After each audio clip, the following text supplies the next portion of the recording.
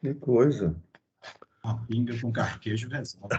Pois é, gente, mas tem 3 semanas que eu não bebo nada, nem cerveja. Ah, mas amanhã, quinta-feira, É, amanhã ué, vai, uma cervejinha de leve, vai. dia bom, é um dia bom para isso. Né? Quinta, Esquenta, sexta né? muito cheio. É, aquecimento. Bom, gente, vou voltar para gravar. É, Ah, não, já estava gravando, gente. Eu falando de cerveja aqui, estava gravando já.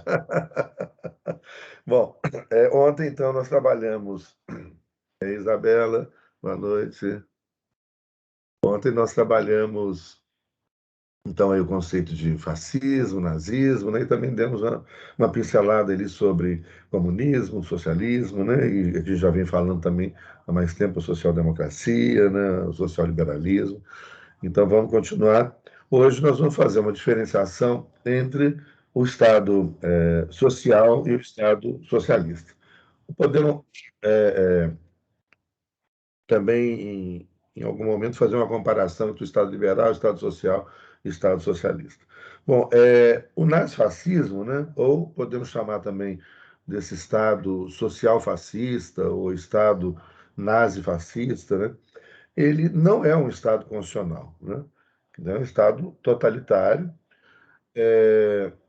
embora tenham Constituição, né, a Constituição da Alemanha de 1919 é uma Constituição social e democrática, mas ela vai vigir, né, até a ascensão de Hitler, vai chegar ao poder na vigência dessa Constituição de 1919, que é chamada Constituição de Weimar, que é uma cidade onde foi votada e discutida essa Constituição social, né, tipicamente uma Constituição social democrática, que é a segunda Constituição Social, né? A primeira do México, em 1917, a segunda, Alemanha, em 1919. E na década de 1920 vão, então, surgindo outras constituições sociais, e como nós já mencionamos também, a nossa primeira Constituição Social será a nossa terceira Constituição, né? A primeira, 1824, uma Constituição liberal,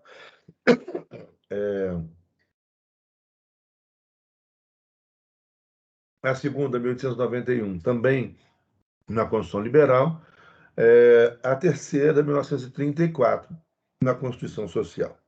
E lembrando, então, qual que é o conteúdo dessas constituições sociais, né? Vocês abrindo um texto da Constituição, vocês já podem, já vão identificar se trata de uma Constituição liberal, uma Constituição social ou uma Constituição socialista, né? No final dessa aula, vocês já vão identificar isso facilmente. Lembrando, então, na Constituição Liberal, né, apenas direitos individuais, não há direitos sociais, não há direitos econômicos, né, e os direitos políticos funcionam, né, na base do voto censitário. Tá? Então, o Estado liberal é o Estado abstencionista. Na Declaração de Direitos aparecem só os direitos individuais, né? E os direitos políticos para os homens brancos, proprietários de ricos, aquilo que a gente já cansou de falar, né, várias vezes. Toda a Constituição vai ter normas de organização do poder do Estado, separação de poderes. Né? Então, é isso aí. Você vai abrir uma Constituição liberal, vai ter o quê? Organização do Estado, separação de poderes, poder executivo, legislativo, judiciário, né, os órgãos desse poder. Depois vem, ou antes, ou depois, isso também isso varia muito, geralmente vem antes, uma declaração de direitos, mas na Constituição Liberal apenas direitos individuais. Né? Já numa Constituição Social, nós vamos encontrar, então, uma ampliação bastante grande do catálogo de direitos fundamentais. Se para os liberais, direitos fundamentais são apenas os direitos individuais, relativos à vida, à privacidade, à propriedade privada e às liberdades individuais, no Estado Social há uma ampliação desse catálogo de direitos. Então, além dos direitos individuais, nós já discutimos isso, né? E os direitos individuais aparecem agora limitados, condicionados, né? Aparece a ideia de função social da propriedade, aparece também uma declaração ampla de direitos sociais, aí, principalmente no mínimo, né? O tripé do Estado Social, que é saúde pública, educação pública e previdência social. Mas outros direitos também sociais vão aparecer, os direitos trabalhistas, os direitos previdenciários, como eu já mencionei, os direitos, direito ao transporte, direito à moradia, né? Então, essas constituições... e, além disso, os direitos econômicos, né? Então, a Constituição do México, de 1917, por exemplo, já traz isso, a referência a uma reforma agrária, né, a políticas de crescimento econômico com repartição de riqueza, justa remuneração, salário mínimo, né, políticas públicas de geração de emprego, de proteção ao trabalho, que são também outro marco, então, dessas constituições sociais. Então, nas constituições sociais, o que a gente encontra? Aquelas normas de organização e funcionamento do Estado, sempre, uma declaração de direitos que tem como conteúdo os direitos individuais, sociais, políticos e econômicos. São 4 grandes grupos de direitos fundamentais. Numa Constituição socialista, então, quando é que começa o constitucionalismo socialista? Bom, o marco, né, fundamental também está em 1917, com a Revolução Russa, né, com a Revolução Bolchevique. 1917, Revolução Mexicana e a primeira Constituição Social. Né? 1917, vocês veem que a Revolução Mexicana começa em 1910, tá? Mas ali, em 1917, no México, é a promulgação dessa Constituição Social, que é fruto da Revolução Mexicana. A Revolução Russa, em 1917, depois, em 1918, a Declaração do Povo Trabalhador, né, os direitos sociais, direitos trabalhistas, direitos previdenciários, direitos de dignidade, e a Constituição da União das Repúblicas Socialistas Soviéticas, o primeiro Estado socialista constitucional. Bom, qual é o conteúdo de uma Constituição socialista? Ele é muito semelhante a uma Constituição social. Então, primeiro, como toda Constituição, então isso é básico, toda Constituição sempre terá 2 grandes tipos de normas. Normas de organização e funcionamento do Estado, então ali também, né, aparece a separação de poderes, o poder executivo, o poder legislativo, o poder judiciário, o Ministério Público, e vai aparecer uma declaração de direitos fundamentais, que nessas constituições socialistas são os direitos sociais, os direitos econômicos, os direitos políticos e os direitos individuais. Então, são os mesmos grupos de direitos. Mas o que vai mudar radicalmente entre uma Constituição social e uma Constituição socialista vai ser a forma como esses direitos fundamentais são tratados e quais são as prioridades estabelecidas nessas constituições. Então, aqui voltando também o que a gente já falou em aulas passadas, né? Lembra? Nós falamos que o Estado Social é um modelo eclético, um modelo híbrido, que sofre influência do liberalismo, que é individualista, e do socialismo, né, que é coletivista. E ali no Estado Social se busca um equilíbrio, então, entre os direitos individuais, né, de origem liberal, e os direitos sociais, econômicos, né, de origem socialista. No Estado socialista, portanto, por óbvio, né, está aí no outro extremo, há uma ênfase muito grande aos direitos sociais e econômicos. Ou seja, a prioridade do Estado socialista é a garantia e o oferecimento dos direitos sociais. Então, é saúde pública universal, educação pública universal, previdência social, moradia, né, também universal, segurança, né, são, então, esses direitos que pedem um agir estatal para oferecer para a população um bem-estar social.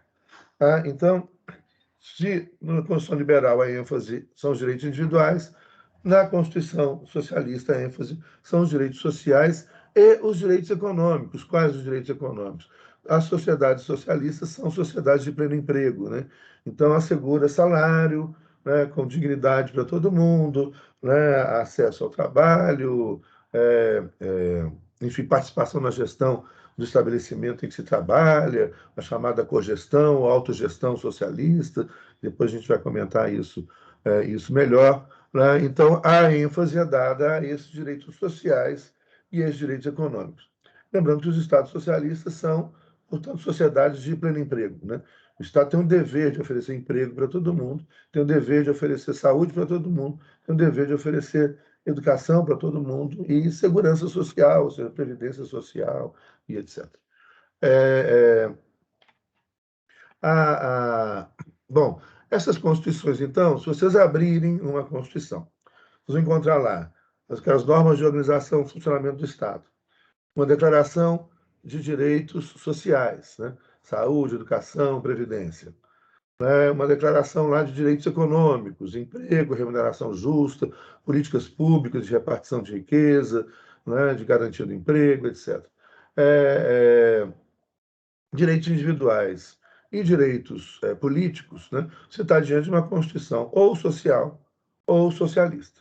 Aí você tem que ler os termos da Constituição, ou seja, se é uma Constituição que busca equilíbrio, né, entre os direitos de origem liberal e os direitos de origem socialista, trata-se de uma Constituição social.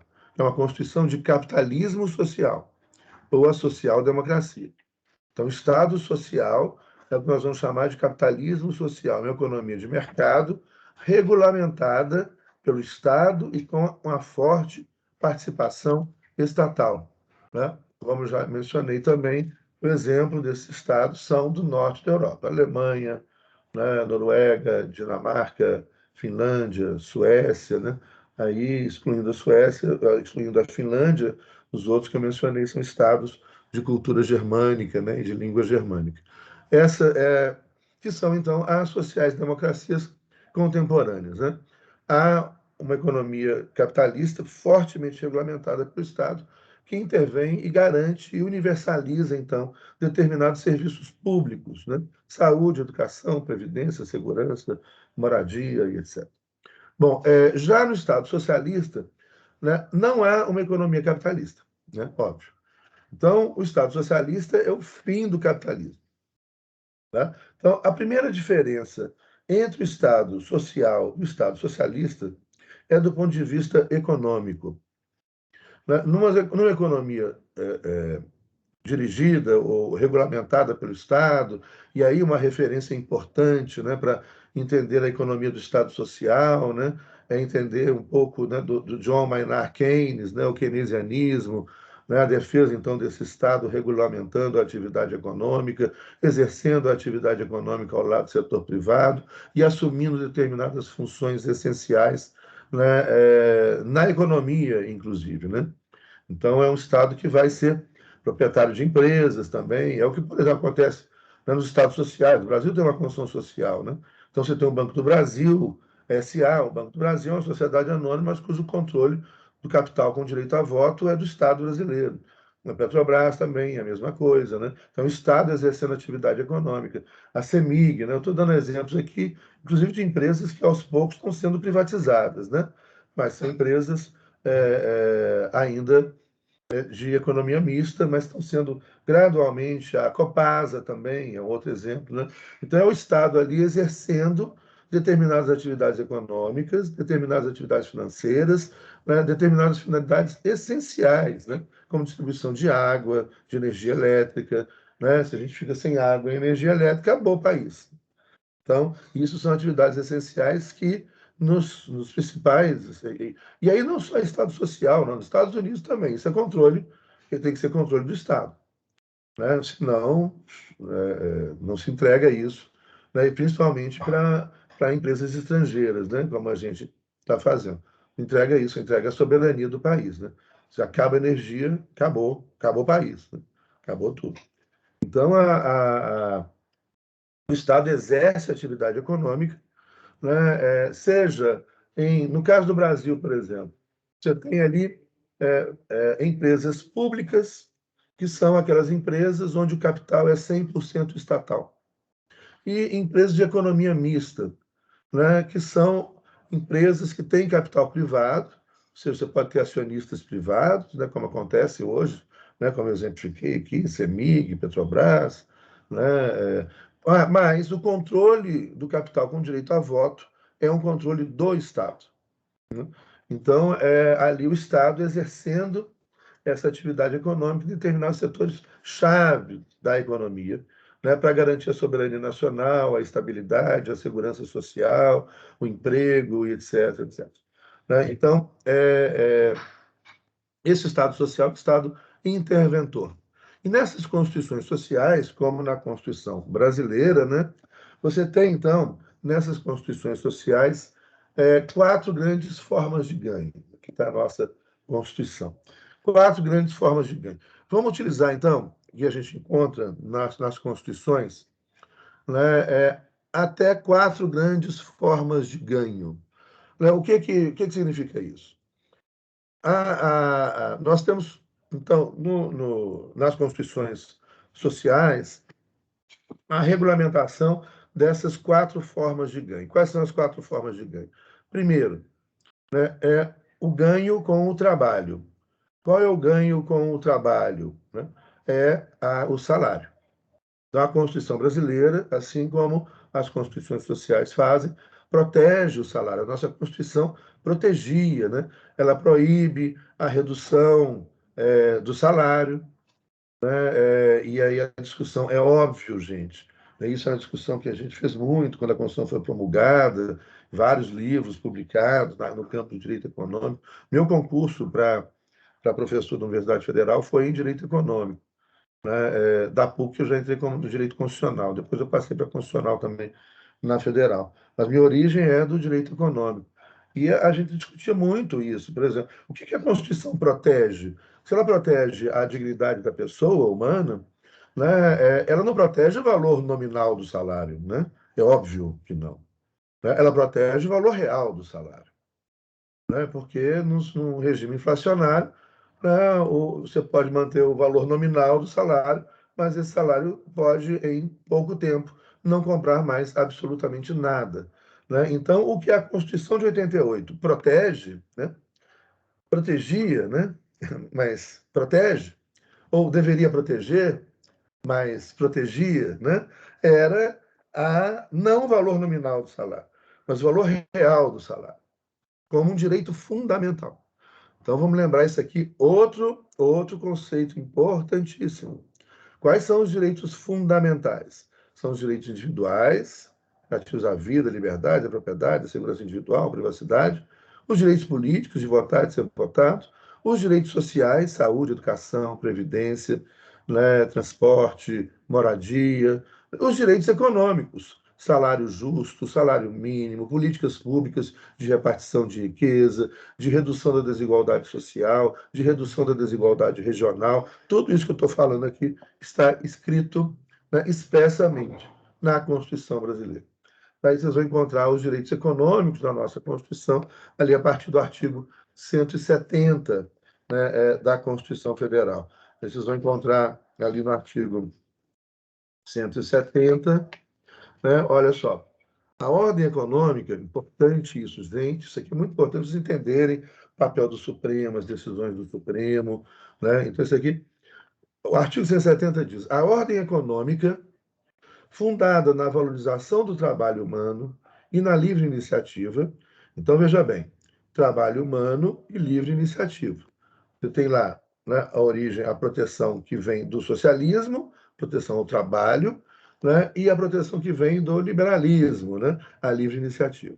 A nossa Constituição, então, como uma Constituição social, ela vai, então, justamente buscar esse equilíbrio, né, entre o que vem do liberalismo e o que vem do socialismo. E mistura isso tudo aqui dentro. É uma Constituição social.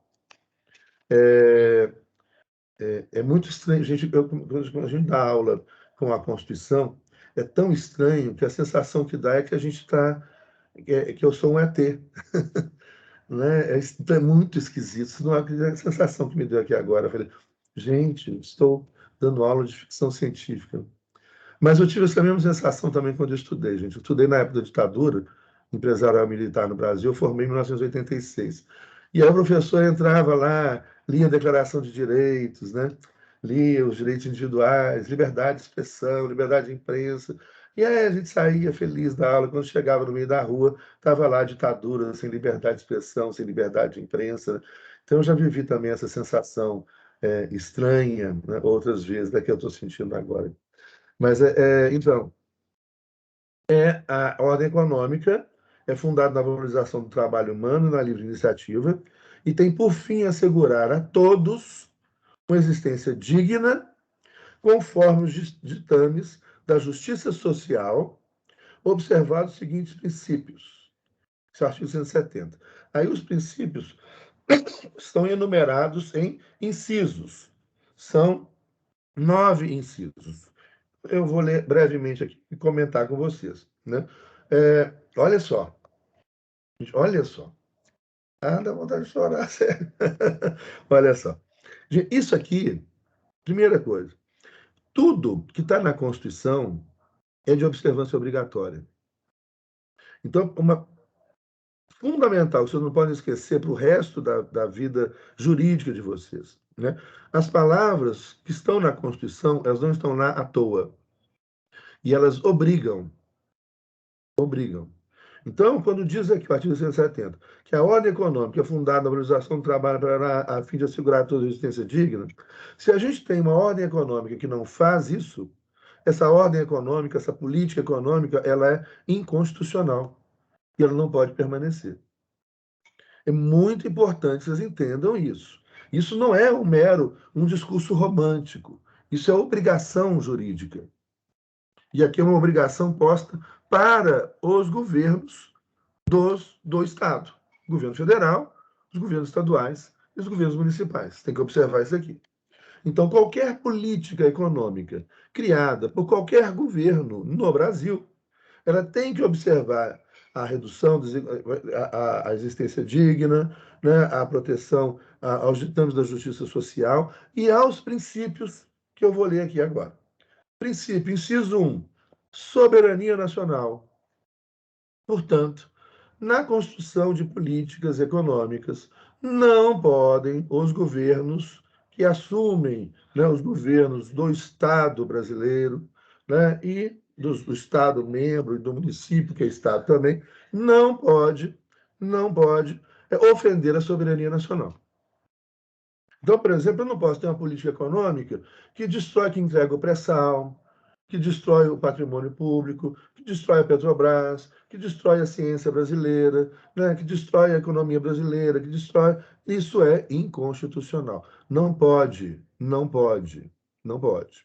Inciso 2. A ordem econômica é fundada, e aí, inciso 2, outro princípio, a propriedade privada. Então, aqui, se em primeiro lugar eu tenho um princípio aqui de soberania, que está presente tanto na ideia do Estado liberal, como do Estado social, como do Estado socialista, agora no inciso 2 eu tenho um princípio liberal, que é a proteção à propriedade privada. Então, na estabelecimento de políticas públicas, tem que se respeitar a propriedade privada. Mas logo a seguir, no inciso 3, vai dizer o quê? Vai dizer que a propriedade privada não é um direito absoluto. Ela é um direito, mas ela é condicionada à sua função social. Então, no inciso 3 está escrito aqui, né, função social da propriedade. Então, toda a política econômica que foi estabelecida, né, pelos governos, ela tem que respeitar a propriedade privada, mas tem que observar também a função social da propriedade privada. O que significa, então, e que isso aqui vai estar presente em outros dispositivos da nossa Constituição de 88, né, que, por exemplo, se a pessoa tem uma propriedade rural e não produz, né, ele pode perder essa propriedade rural para fins de reforma agrária. Né, isso está escrito aqui também, na mesma ordem econômica, um pouco mais adiante. Ou mais, se ele tem uma propriedade urbana, né, mas não produz, né, não paga os tributos, não constrói, deixa o terreno abandonado, ele pode perder essa propriedade privada urbana se ele não cumpre a sua função social que está prevista no Estatuto da Cidade, né, e na lei federal, né, que estabelece os princípios que vão regular e direcionar o estatuto, né, o estatuto da cidade, né, como lei federal, mas as leis municipais que complementam, né, a lei federal. Então, aqui, soberania nacional, propriedade privada, função social da propriedade. Inciso 4, livre concorrência, outro princípio liberal. Inciso 5, defesa do consumidor, aí já é um princípio social, limite, portanto, né, a atividade empresarial e comercial e etc. Inciso 6, né, defesa do meio ambiente, inclusive mediante tratamento diferenciado, conforme o impacto ambiental dos produtos e serviços de seus processos de elaboração e prestação. Isso aqui, então, é um outro princípio que decorre da visão intervencionista, né, de origem socialista. Ou seja, olha, né, você pode, aqui está falando, você pode produzir a garantia da propriedade privada, a livre iniciativa, a livre concorrência, só que tem limite. Você tem que cumprir a função social, você tem que gerar emprego, você tem que respeitar o meio ambiente. Você não pode sair poluindo, destruindo tudo. Então, olha só, como é que a Constituição, o tempo todo, né? Aqui, eu não vou ler os artigos todos, não. Mas o tempo todo, depois vocês façam uma leitura e, se tiverem dúvidas, tragam que a gente comenta aqui. Mas o tempo todo, essa Constituição, que é uma Constituição social, ela vai aqui buscando, olha só, o equilíbrio entre o individual, de origem liberal, né, e entre o social, de origem socialista. O tempo todo a Constituição vai fazendo isso aqui, né? Depois, inciso 7, toda política econômica tem que observar a redução das desigualdades regionais e das desigualdades sociais.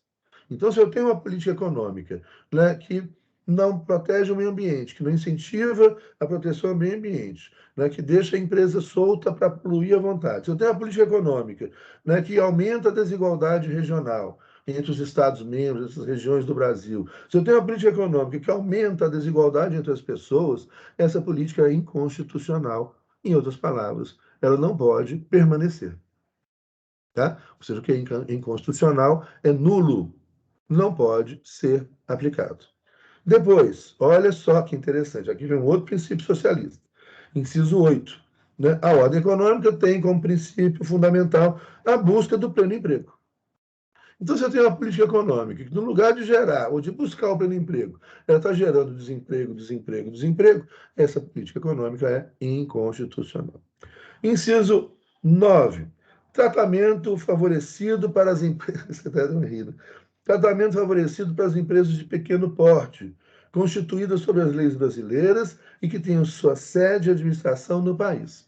Então, aqui, no inciso 9, é um princípio liberal, mas também, ao mesmo tempo, intervencionista, de proteção, isso aqui é muito liberal, de proteção ao pequeno, ao empreendedor, ao microempresário, ao pequeno empresário brasileiro. Aqui a Constituição está protegendo, né, o pequeno empresário, o microempresário, princípio liberal, frente a grandes empresas estrangeiras. Né? Qualquer política econômica que, no lugar de fazer isso, ou seja, de proteger o micro, pequeno comerciante, o pequeno empresário, a microempresa, a pequena empresa, em vez de fazer isso, ele faz o contrário, né, é inconstitucional. Lembremos, por exemplo, que no ano passado foram transferidos para grandes empresas e grandes bancos do Brasil R$ 1 trilhão, né, de reais. E o que foi transferido para as microempresas, pequenas empresas no Brasil? Vocês sabem me contar? Eu também não. Nada. Não foi nada. É o oposto. É o oposto do que está na Constituição. E o assustador é que ninguém faz nada. E aí, bom, aí vai. Como eu disse, não vou ler tudo isso aqui, não, mas é apenas um exemplo prático na nossa Constituição do que significa essa Constituição social ou social liberal. A nossa Constituição é uma Constituição social, né, mas ela não é como eu falei na aula de ontem, não vamos esquecer isso. Como o Estado Social é um modelo eclético, ele sofre influência do pensamento socialista, né? E do direito socialista. Sofre influência do pensamento liberal e do direito liberal e cria um social-liberalismo aqui no meio, uma social-democracia, que isso é o Estado Social. Mas é óbvio, gente, que de Constituição para Constituição, né, se vocês pensarem em fazer, então, análises dos textos constitucionais, né, de cada país, de cada Estado Social, vocês vão perceber que alguns textos pendem muito mais do social, né? Outros pendem mais para o liberal. Mas os dois estão presentes. Por exemplo, se comparar a Constituição Brasileira de 88, que é uma Constituição social, com a Constituição, com as constituições e com as ordens econômicas, né, dos países escandinavos, por exemplo, ou da Europa, né, a gente vai ver que lá na Europa pende muito mais para o social. Eu já mencionei isso. Por exemplo, na Escandinávia, a Alemanha, que não é Escandinávia, né? Escandinávia, que se considera ali Escandinávia, já pega a Dinamarca, mas que está ainda no continente ali, não está na península lá em cima, né? Pega a Dinamarca, mas a Alemanha está abaixo da Dinamarca, né? Da Alemanha, Dinamarca, aí lá em cima, lá, a Noruega, a Suécia e a Finlândia. Nesses países todos, por exemplo, o grau de preocupação social e de participação do trabalhador na vida da empresa, nos lucros da empresa, na gestão do estabelecimento da empresa, ele é exigido e ele é muito grande. Você tem mecanismos de cogestão, ou seja, é 50%, 50%. Né? Então, o que é a cogestão? A cogestão, assim, gestão não é congestão, não. Né? A cogestão significa que a gestão do estabelecimento industrial, comercial, etc., vai ser feita igualitariamente por proprietários, empresários e por trabalhadores. Já imaginou se falar isso aqui no Brasil? Pois é, isso é o sistema da Alemanha, né? Da Angela Merkel, conservadora. Na Alemanha, toda empresa com mais de 300 trabalhadores tem que ter a participação dos trabalhadores na gestão. 50%, 50%. Na Suécia, toda empresa, já falei isso aqui para vocês, toda empresa com mais de 30 trabalhadores tem que ter a participação dos trabalhadores na gestão do estabelecimento. Então, é muito social. O Estado social da Escandinávia, do norte da Europa, do mundo germânico, é muito mais social. O nosso aqui, nosso Estado social, ele é mais liberal, né, comparado com esses da Europa. Mesmo você vai encontrar, por exemplo, também constituições sociais aí dos estados do centro e do sul da Europa. Eles já não são tão sociais quanto a Escandinávia, né? Que ali é uma social-democracia forte, um socialismo democrático forte, né? Mas que estão aí num ponto de equilíbrio, talvez não, com mais direitos sociais do que aqui no Brasil. É o caso da França, o caso da Itália, o caso da Suíça, muito mais, né? O caso da Espanha, o caso de Portugal, né? E até mesmo o caso do Reino Unido, mas que é um caso à parte. Que mas, enfim, o que é importante se guardar é isso. O Estado Social, ele permite, tanto no texto constitucional, ou seja, tanto no texto constitucional, você vai ter textos constitucionais mais socializantes ou mais liberalizantes, mas não são nem socialistas, nem liberais. E não pode ser. Senão é um texto social-democrático, social-liberal. Tá? Então, a Constituição Social ela vai ter essas nuances. Ela é uma Constituição, ela não é uma Constituição ortodoxa, é uma Constituição híbrida. E é justamente por isso que você tem, então, variações. A cada texto que você analisa, você vai ver, então, você tem mais direitos sociais, menos direitos sociais, mais direitos econômicos, menos direitos econômicos, mais direitos individuais, menos direitos individuais, assim por diante. Além disso, essas constituições, como elas são ecléticas também, né, elas também permitem variações de políticas governamentais. Então, outra coisa, vamos pensando juntos, gente, qualquer dúvida aqui que eu não explicar direito, vocês podem perguntar. Né? Então, vamos imaginar assim, que você tem duas barreiras aqui, né, nesse constitucionalismo social. Isso aqui significa o quê? Que os governos não podem ultrapassar essa barreira para o liberalismo. Né? Tem que manter a garantia dos direitos sociais, por mais liberalizante que o governo seja. Do outro lado, né, também não pode ultrapassar a barreira aqui para o socialismo, por mais socializante que o governo seja.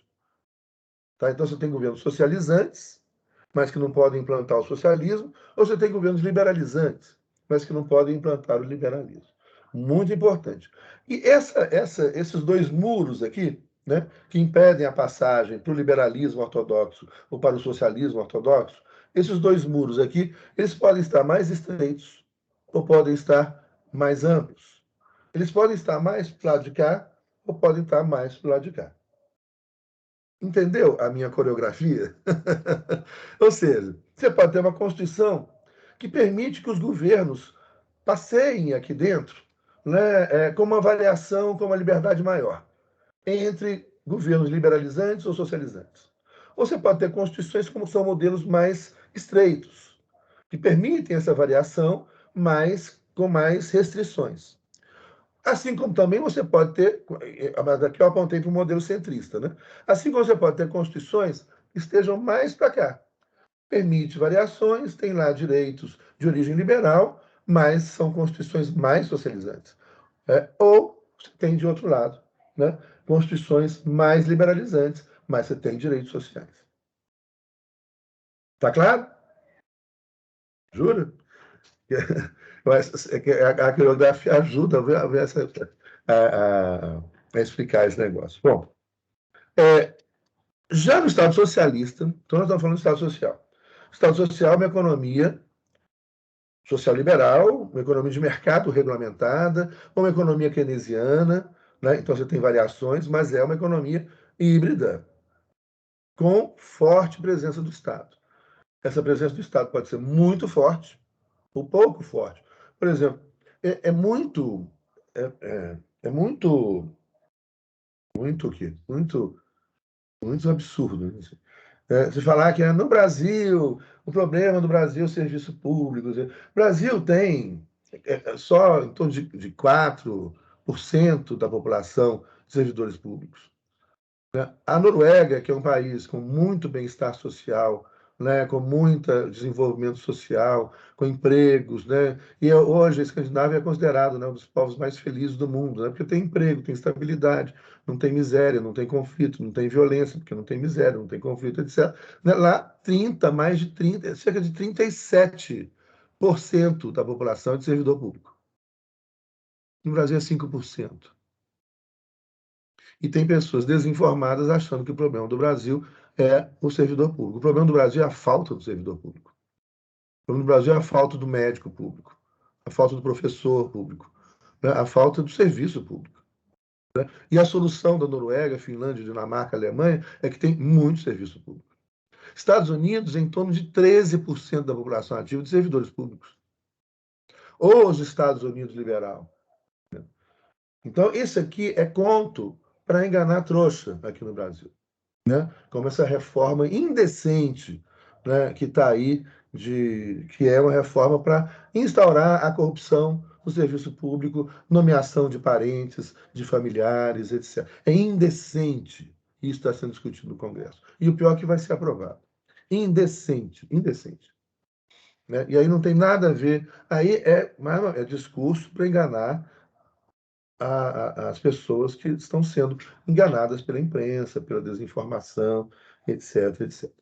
Bom, esses estados sociais, então, variam, né? Essas políticas. E nas economias, ainda no estado social, antes de chegar no estado socialista, as economias do estado social, elas admitem 4 formas de ganho. Então, voltamos aqui. Quais são as 4 formas de ganho de uma economia, da economia social? O ganho com o trabalho, que é o salário, super protegido nessas constituições sociais, como era protegido na Constituição brasileira. Depois, qual é a segunda forma de ganho com o trabalho? A segunda forma de ganho com o trabalho é a livre iniciativa. E a nossa Constituição aqui, no artigo 173, vai falar da livre iniciativa desde que ela é protegida, desde que é advinda do esforço, do investimento, né, da livre iniciativa e da livre concorrência. O que significa isso, então? Que qual que é a forma de ganho decorrente da livre iniciativa? O lucro. A forma de ganho decorrente do trabalho, né, é o salário. A forma de ganho decorrente da livre iniciativa, o lucro. Mais do que a nossa Constituição vai chamar assim, que a proteção qual é? Desde que esse lucro seja advindo do trabalho, do empreendimento, lá do empreendedor. E não um lucro advindo com controle de mercados, combinação de preços, né, com aquilo que é condenado pelo liberalismo. O liberalismo, a gente já estudou isso, já nos Estados Unidos, né, em 1891, né, 1891, a Lei Sherman nos Estados Unidos é uma lei liberal que vem coibir as grandes empresas de controlar o mercado, de combinar preços, a prática do dumping, né, a prática de combinação de preços, de eliminação da concorrência, de abuso do poder econômico. Né? Então, ali é um princípio liberal. Olha, qual é? Você vai ganhar dinheiro com o seu esforço. Vocês viram, outro dia eu vi uma reportagem interessantíssima, a gente já mencionou isso aqui mais de uma vez nas nossas aulas. Né? No liberalismo, de verdade, né? Não isso aí que está aí, que é neoliberalismo, tem nada a ver com isso, é conservadorismo, não é liberalismo. No liberalismo clássico, não tinha herança. Nos Estados Unidos, né, a tributação da herança chega às vezes a 70%. 70%. Porque o princípio liberal vai trabalhar. E outro dia eu li uma reportagem, acho que foi ontem, agora não lembro onde foi, falando justamente que vários magnatas norte-americanos, né, estão fazendo isso agora, né? deixam o filho sem herança. Ah, não, eu trabalhei para construir a minha riqueza, você vai trabalhar também. Vai deixar de ser folgado. Né? Isso é um princípio liberal. Né? Vai trabalhar para ganhar dinheiro. Vai contar com a herança do papai e mamãe, não. Isso é liberal. As pessoas aqui falam, comunista, não. É liberal. Isso é liberal. Né? Vai trabalhar para você ganhar dinheiro, né? Construir sua riqueza. Isso é liberalismo. Né? É, Então, nos estados sociais, a gente tem, né, essa social liberal, no estado social, né, a primeira forma de ganho, que é o salário, que é protegida, onde então se estabelece um salário mínimo, né, se estabelece uma remuneração justa. No liberalismo, existe a forma de ganho com o trabalho, que é o salário. Mas esse não é protegido. Então não há salário mínimo. Os salários são muito baixos, a exploração do trabalho humano é gigantesca. Isso a gente viu como é que foi o liberalismo no século XIX, no século XX. Tá? Então, no Estado liberal, não há uma proteção ao salário. No Estado social-democrático, há uma proteção ao salário. Só que, além do salário, no Estado social, como é um Estado capitalista, capitalismo social, ele também vai admitir outras formas de ganho, que é com o lucro, né? Também há no Estado liberal. Só que no Estado liberal, o lucro ele é ilimitado. Você ganha o que você conseguir ganhar, do jeito que você conseguir ganhar. Então não interessa se você controlou o mercado, abusou do poder econômico, usou. Não, livre. Ganha do jeito que você quiser, o que você conseguir ganhar, não tem limite. Não tem proteção ao trabalho, não tem limite ao ganho. Liberalismo. Clássico, século XIX, século XVIII, XIX, início do século XX. Né? Não tem nada a ver hoje com o neoliberalismo. Neoliberalismo não é liberal. Não estou nem nada disso. Já no Estado social, né, o lucro ele tem que ser advindo, né, da livre iniciativa, da livre concorrência, do trabalho, não pode ter controle de mercado, não pode ter combinação de preços, eliminação da concorrência, não pode ter abuso do poder econômico. Então, agora, o Estado vai vigiar, controlar e regulamentar a atividade econômica do setor privado para evitar que haja abuso do poder econômico, para garantir dessa maneira que outras pessoas possam exercer a sua livre iniciativa, que outras pessoas possam exercer a sua livre concorrência. Esse conceito já começa a ser construído lá nos Estados Unidos, em 1890, pelos liberais norte-americanos atacados pelos conservadores. E se torna um princípio do Estado social, economia regulamentada para proteger o pequeno contra a ganância do grandão. Tá? Então, no Estado social, o lucro ele é regulamentado e limitado. Né? No Estado liberal, o lucro não é regulamentado e não é limitado. No Estado liberal, nada é regulamentado. Então, parte desse. O Estado liberal, nada. O salário não é protegido, o lucro não é regulamentado, nada é regulamentado. O Estado não intervém na economia. No Estado social, é. Bom, depois, qual que é a terceira forma de ganho? A terceira forma de ganho, a terceira e a quarta forma de ganho são formas de ganho sem trabalho. Quais são as formas de ganho sem trabalho? Juros. Então, aí é dinheiro gerando dinheiro. Eu empresto dinheiro, cobro juros. Né? Emprestei 100, recebi 120. Emprestei 100, recebi 150. Né? Então, é juros. Os juros, né, é uma forma de ganho sem trabalho. Presta atenção nisso aí também, dá vontade de chorar.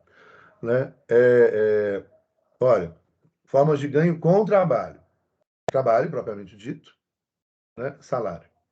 Livre iniciativa, desde que advinda do empreendimento, do esforço individual. Né? Então, também com trabalho. Tem esforço individual ali para empreender e etc. Né? Sem controle de mercado. Aí já é limitado. Aí já não pode. Já a forma de ganho sem trabalho, ela é admitida no Estado social, mas ela não é, mas ela não é, é, é, é mas ela não é liberada, né? Ela é então, ela é bem regulamentada. Então, por exemplo, juros.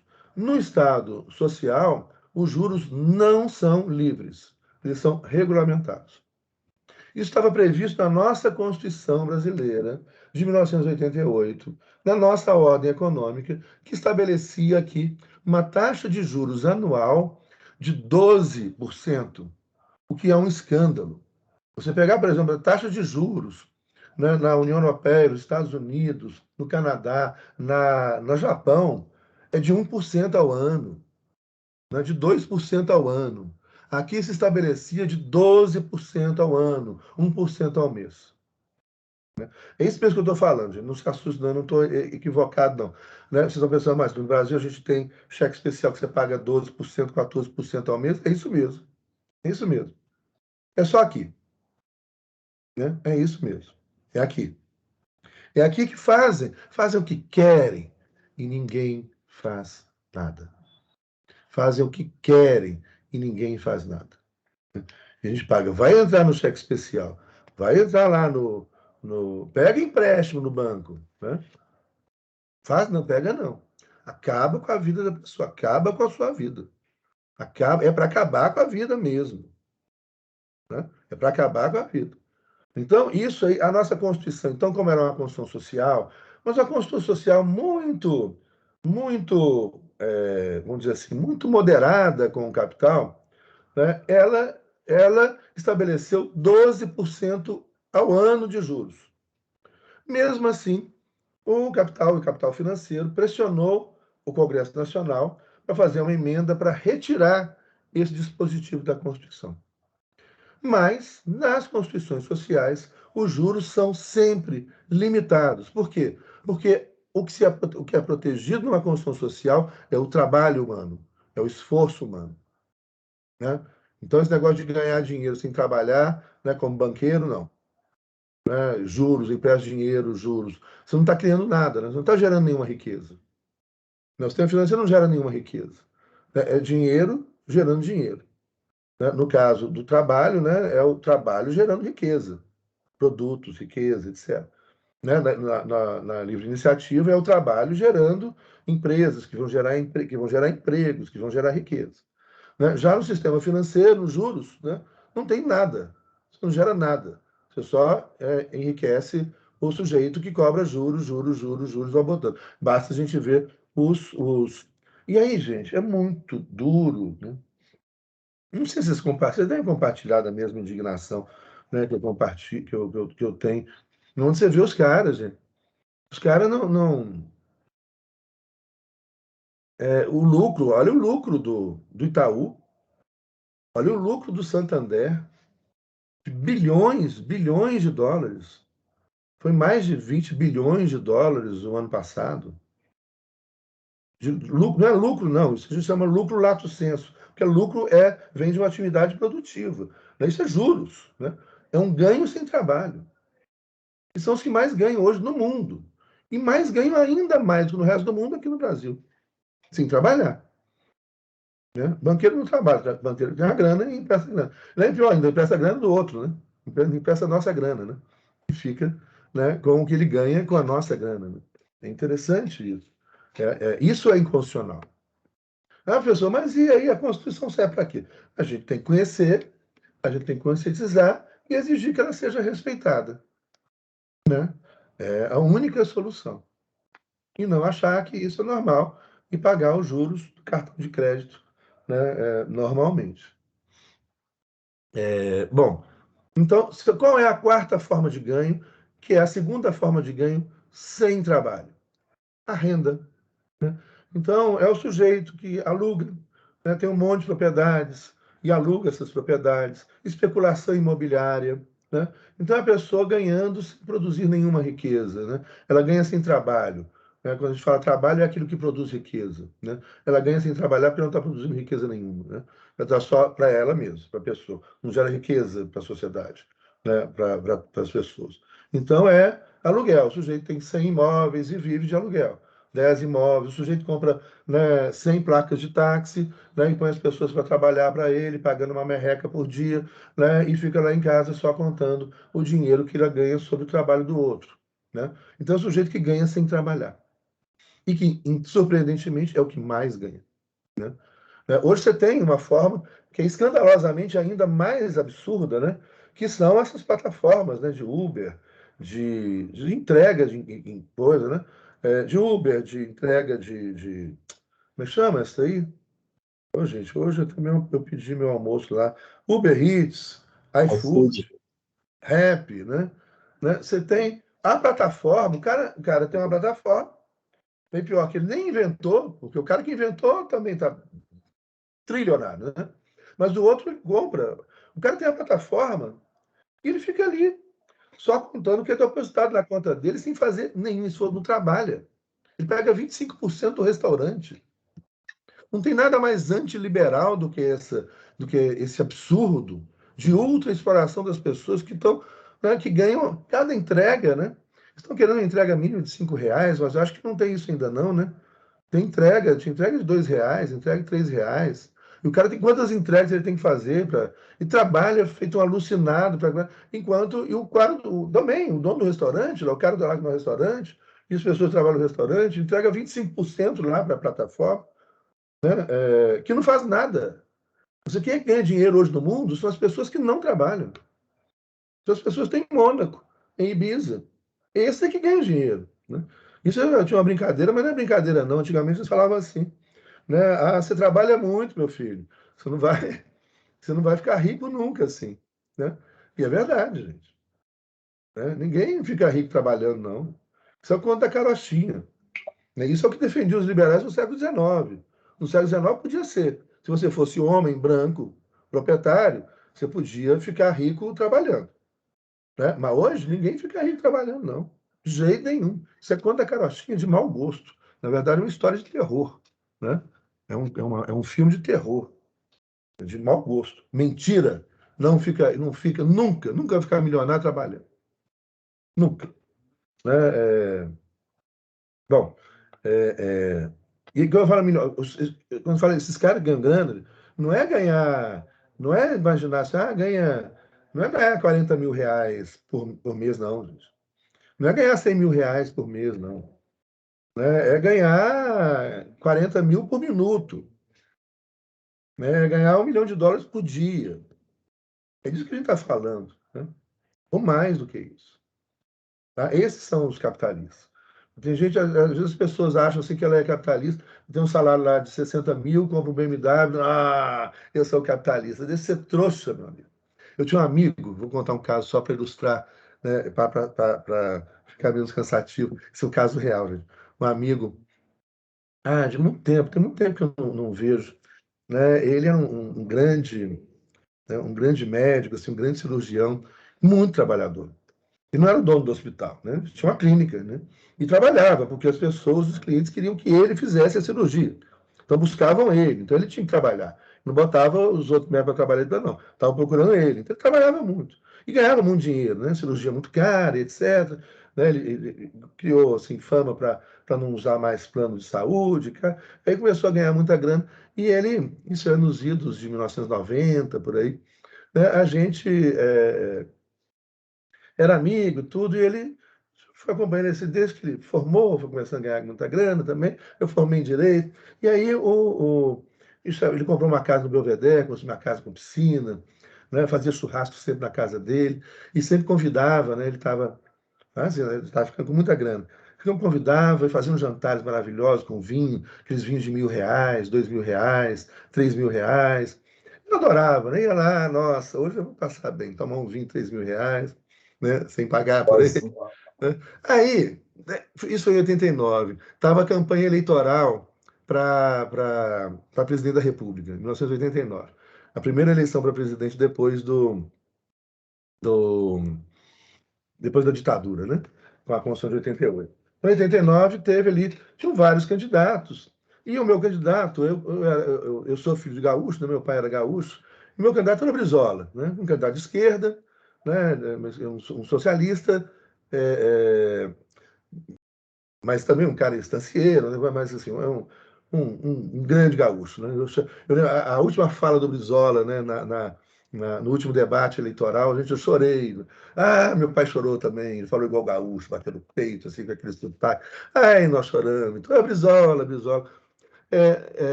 Só que o Brizola perdeu para o Lula, e o Lula foi no segundo turno com o Collor de Mello, né?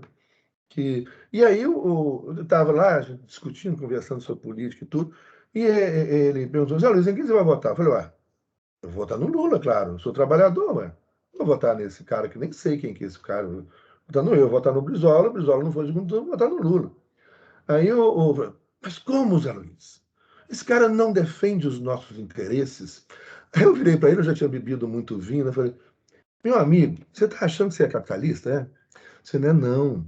Você trabalha muito, muito, você ganha muito, muito bem, né? Você é um cirurgião famoso e tudo, mas você trabalha de 7 da manhã até 7 da noite todo dia, fazendo cirurgia e tudo. O dia que você não puder mais trabalhar, ó, bye bye seu BMW, bye bye casinha com piscina.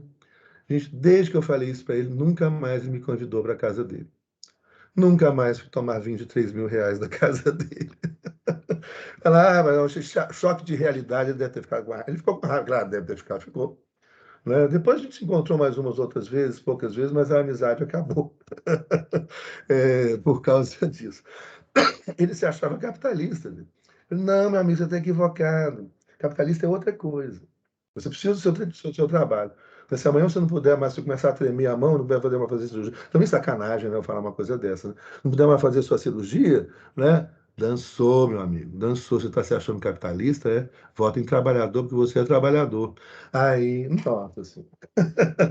Bom, fecha parênteses. Voltemos lá para o pro coisa. Gente, socialistas de iPhone.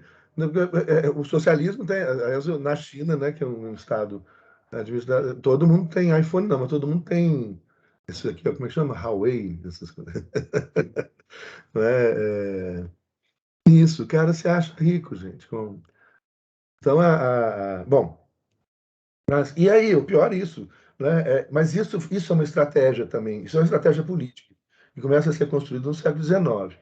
Mas a gente pode. A invenção da classe média, porque a classe média é uma invenção, né? A classe média, teoricamente, do ponto de vista econômico, isso no século XIX, o que você tem? Você tem os donos do capital, esses caras têm muita grana, e os trabalhadores. Então você tem ali essa lógica binária, né, do capitalismo do século XIX. Né? Capitalistas e trabalhadores. A classe média é uma invenção super útil para os grandes capitalistas, porque ela cria um grupo de pessoas que vai ter acesso a determinados bens de consumo que fazem com que essas pessoas, da classe média, ache ou se identifique com os capitalistas. E passam a odiar os trabalhadores. Porque Deus me livre, né, de eu voltar para ali, ou de eu chegar ali. Então, você começa a criar um padrão de consumo intermediário. Ou seja, o capitalista, ele vai tomar um vinho de R$ 50.000, né? E o vinho não é problema para ele. Ele vai ter um carro de US$ 1 milhão, US$ 2 milhões, também é trocado para ele. Ele vai ter uma Ferrari, uma Lamborghini, uma Maserati, uma McLaren, né? Ele não vai ter um BMW. BMW é classe média. Ele vai ter uma Maserati. Então, o cara de classe média comprou um BMW. Capitalista, capitalista. Né? Não. Não, e sabe o que pode acontecer, né? Sua empresa fechar, se escolher o presidente da República, destrói a economia brasileira, né? A sua empresa fecha, seus lucros acabam, né? Sua dívida com o banco aumenta, aumentam os juros do banco. E aí, meu amigo, acabou sua BMW, né? Ou então você vai dormir dentro da BMW. Né? Então aconteceu muito nos Estados Unidos com muita gente, né? Então é isso, né? A classe média é uma invenção super útil ao capital que os caras se acham, né? E obviamente eles querem se identificar com os de cima. Eles estão mirando, olha, eu tenho agora eu tenho uma BMW. Agora até aumentei, agora eu comprei como é que chama aquele carro sueco? Volvo, né? Volvo é muito classe média. Na Suécia todo mundo tem Volvo. Eu estive na Suécia fazendo umas palestras, né? E você anda no meio da rua, só tem Volvo. Nossa, o povo aqui é muito rico, né? Todo mundo tem Volvo. Né? Volvo é caríssimo aqui no Brasil, né? Mas lá a Suécia é um país de classe média, né? Todo mundo tem Volvo, todo mundo tem um apartamento de 4 quartos, etc., que é um Estado social, né? Socialista democrático, social democrático, com forte carga tributária, forte presença do Estado, né? Mas que cria aquela sociedade onde 98% da população é classe média. Classe média que tem acesso a esses bens de consumo que eles fabricam lá, né? Como um Volvo, por exemplo, R$ 600.000, etc. Eles estavam brincando, outro dia, vocês estavam falando aí, a conversa antes de começar a aula, né? De que vocês querem ser tributaristas, né? Tem dois futuros tributaristas aí, né? O Hernani, né? O Hernani e o Roberto? Não, o Hernani que vai mexer com outra. Mas TI. Oi? Você mesmo quer ser TI. tributarista? Não, porque Eu só tributarista. comentei que é interessante a área tributária. Olha, se vocês olharem, porque agora não tem aula assim ao vivo, né? Mas se vocês forem, quando voltar às aulas presenciais, aí olham os carros dos professores, que é assim, o professor de filosofia, muito teórico, etc., anda de ônibus, né? Ou tem um carro simplesinho. Se é um professor de direito de família, aí o carro já aumenta de nível. Se é de direito criminal, aí o carro já chega a uns 300 mil reais, né? Se é direito tributário, já são aqueles carros de 700 mil reais. São os Volvo, as Volvo, assim, aqueles BMW gigantão, né? Não, então vai de acordo. Os carros dos tributaristas, basta você olhar a garagem da Faculdade de Direito que vocês vão identificar. Esse aqui, né? Um carro, gente, um carro que eu estava mencionando outro dia, aquele empresarial também, né? Mas menos que o tributarista. O empresarial, porque o tributarista é o cara que trabalha na questão que o termo vocês vão estudar, né, da exilição fiscal. Ou seja, um bom tributarista, um bom advogado tributarista, vai mostrar para o empresário os caminhos que ele vai pagar menos tributo. Que, inclusive, pode ser investir em offshores. Como foi o nosso ministro da Economia, né? Para não deixar nenhuma graninha dele aqui para o povinho brasileiro que ele tanto odeia, né? Então eles vão lá. É o advogado, são advogados que fazem isso, né? É um advogado que vai fazer isso. Não, pega sua grana aqui, ó, vamos lá, offshore lá no Panamá, ali, lá na América Central, ali, vou investir nisso. E aí, então, o advogado acaba ganhando muita grana, né? Porque poupa Mas, muita grana para o cara, e aí o mas é advogado. ilegal, professor? É imoral, é Mas pior, é aí, imoral. moral. É antiético, é imoral. E algumas são ilegais, sim, mas é imoral. Eu acho muito pior ser imoral do que ser ilegal. Muito pior. Você tem um ministro da Economia que investe fora, que põe todo o seu dinheiro fora, isso é imoral, é um canalha. Imoral. Imoral. Ele acredita no que ele fala, né? Ah, é um sacana, acredita porcaria nenhuma. Sacana, Ô, irônico, professor, mas sacana. isso mas assim, eu entendo a situação do Brasil, né? Não é para polemizar, não, mas se você pega o setor de agro, por exemplo, ultimamente eu tenho atendido muito cliente da área de agro. Ah, Professor, você vai virar tributarista, Hernani. professor, Olha, daqui a uns tá, 10 vou anos te está o contar um Hernani negócio. lá com um Volvo, zerinho. Esses dias a gente Dos atendeu clientes. o pessoal que é lá do Mato Grosso, só para você ter ideia, o pessoal não tem nem site, só para você ter ideia. Aí, na hora que a gente começou a fazer toda a parte do levantamento, entender lá o capital, e assim, resumindo, a implantação do sistema pessoal foi 4 milhões, assim, tal. Isso era dinheiro de pinga para eles. Aí, na hora que a gente foi ver a região ali, o pessoal em si tá bombando, tá comprando, assim, desesperadoramente. É muito maquinário de 1 milhão, 2 milhões. É, né? E É. assim, lógico, o Brasil tá aí, mas eu estou falando assim, que é complicado, por exemplo, o setor de agro tá top, cara. É claro, o governo é deles. Ué. Por O governo exemplo, é deles. eu Eles tava até elegeram esse brincando governo, eles mantêm esse governo. É o setor de é, água. pois é, exatamente. Bancada do boi. Infelizmente, é, Oi? Bancada do boi. É, a bancada do bancada, boi.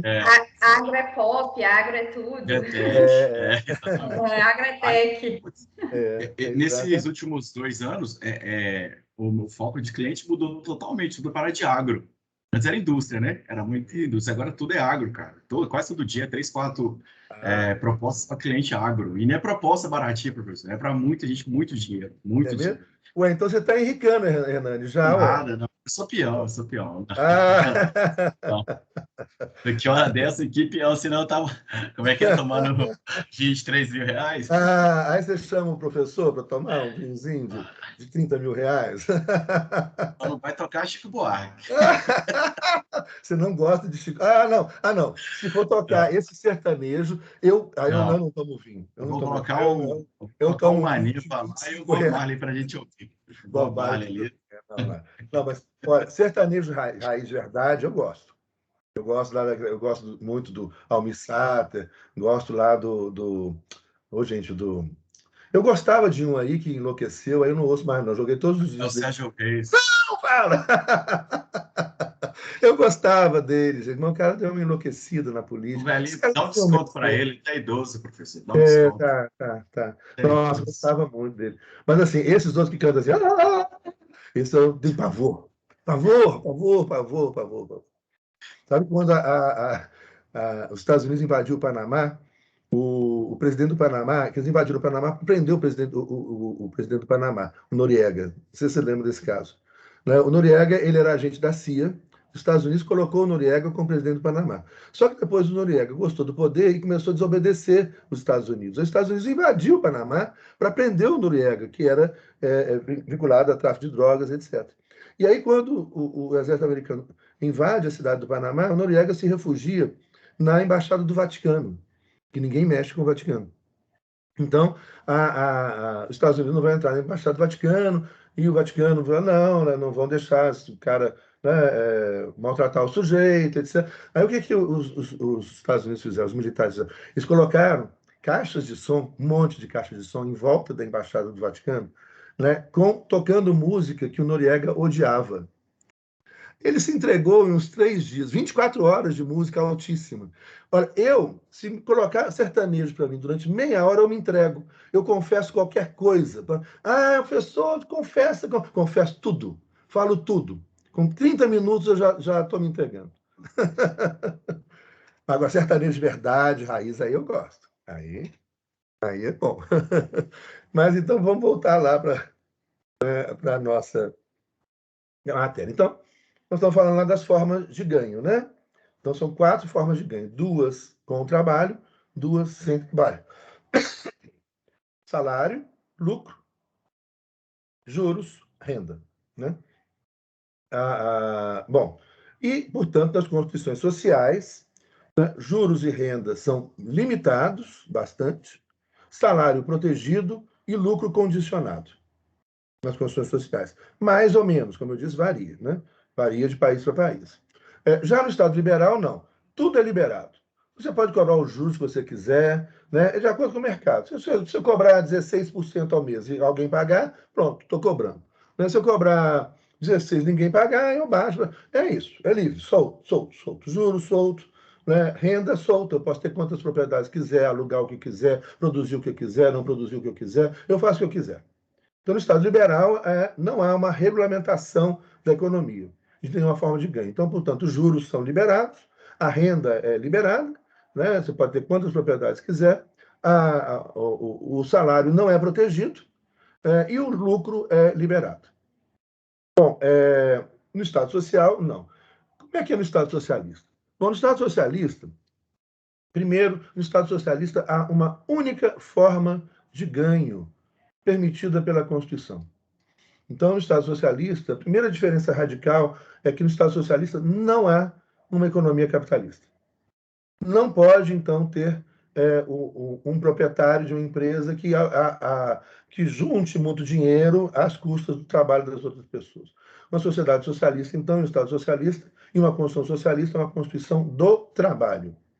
A única forma de ganho permitida é o salário. Não pode ter lucro, mesmo porque não tem a propriedade privada dos meios fundamentais de produção. Veja bem, isso aqui eu estou falando, então, dos Estados socialistas, pós-Segunda Guerra Mundial, pós-Primeira Guerra Mundial, União Soviética, e pós-Segunda Guerra Mundial, que vai se espalhando para vários lugares, para o leste europeu, Polônia, Bulgária, Hungria, Romênia, Albânia, Bielorrússia, né? A União Soviética toda, China a partir de 49, Cuba a partir de 59, né? Outros estados na África, Angola, Moçambique, né? Bissau, Cabo Verde, né? Depois da independência de Portugal. Enfim, o socialismo se expande para vários países. Nessas economias, né, de que a gente chama de socialismo real. Então, por que se chama de socialismo real? Porque há a teoria socialista e há a realidade. Né? Então, há sempre isso. Né? Inclusive você pode falar isso, inclusive com relação ao liberalismo. Né? Ao liberalismo teórico e o liberalismo real, que a gente trabalhou. Só que, normalmente, não se utiliza essa expressão liberalismo real. Essa expressão se usa muito para o socialismo real. Que é o quê? A teoria socialista, né, que é uma coisa, mas a implementação dessa teoria na realidade social, econômica desses países, né, distanciou a realidade do projeto, distanciou a realidade da teoria. Tá? Então, por isso eu falo socialismo real. Essas experiências de socialismo real, né, vão construir economias fortemente dirigidas pelo Estado, sem a propriedade privada de bancos, sem a propriedade privada de empresas. Então, o lucro é proibido. Ou seja, toda a empresa, ou ela é de todos os trabalhadores, que seria, então, a autogestão socialista, ou seja, o cara trabalha numa tecelagem. Todos os trabalhadores da tecelagem são donos da tecelagem. E tudo que eles ganham repartem igualmente entre eles. Trabalha na terra, né? Você tinha a ideia lá do sovkhoz e do kolkhoz na União Soviética. Os trabalhadores da terra, né? Eles trabalham em cooperativa, tudo que a cooperativa ganha é dividido igualmente para todos os trabalhadores que trabalham na terra. Então, essa é a primeira forma de propriedade no Estado socialista, que é a autogestão socialista, né? Ou a propriedade coletiva dos trabalhadores. Então, os trabalhadores são donos dos lugares onde eles trabalham, né? E você tem a segunda forma de propriedade, que é a propriedade estatal. O Estado, então, é dono das empresas e da terra, né? E o que essa empresa, a riqueza que ela gera, ou a riqueza que a terra gera, ela vai para o Estado, que redistribui isso para a população. Bom, essas duas grandes formas de propriedade socialista, elas vão variar muito de país para país. Então, também não há uma única experiência socialista. Tá? Então, existem, na experiência socialista, estados muito fortes, onde o Estado é quase dono de tudo. E outras experiências socialistas, onde os trabalhadores são quase donos de tudo. São mecanismos, então, de autogestão socialista. Né? Quais são os países que mais se destacaram como autogestão? A Iugoslávia, belíssima Iugoslávia. Eu estudava Iugoslávia assim, desde pequeno, desde criança.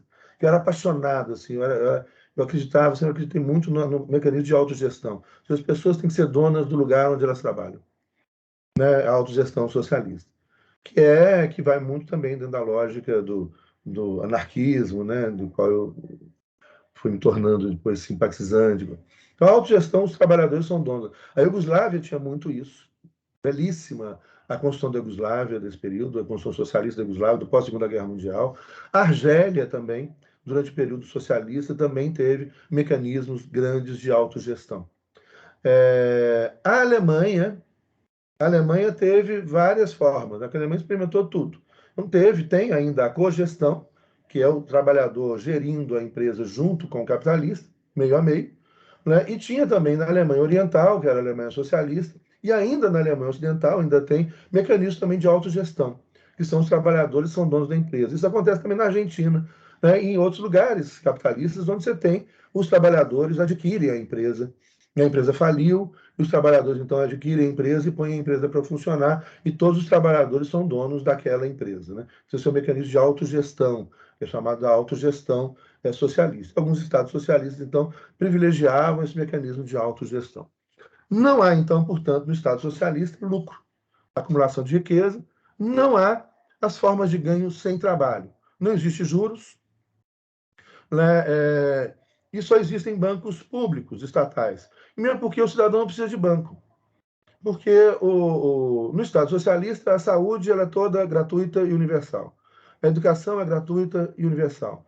A moradia é garantida, o emprego é garantido, né? Então, você não tem uma coisa que tem um iugoslavo, né? Que é um grande escritor. Hoje ele é esloveno, né? Mas ele nasceu na Iugoslávia, né? Que o Slavoj Zizek. Slavoj Zizek é um socialista, um filósofo, hoje lido, traduzido para o mundo inteiro, né? E que ele fala muito, ele escreve nos livros dele. Tem um livro dele, um dos primeiros livros foram traduzidos para o português. O primeiro livro que eu li dele chama. Gente, agora, daqui a pouco eu lembro. Bem-vindo ao Deserto Real. Livraço, livraço, livraço. Bem-vindos ao Deserto do Real. Slavoj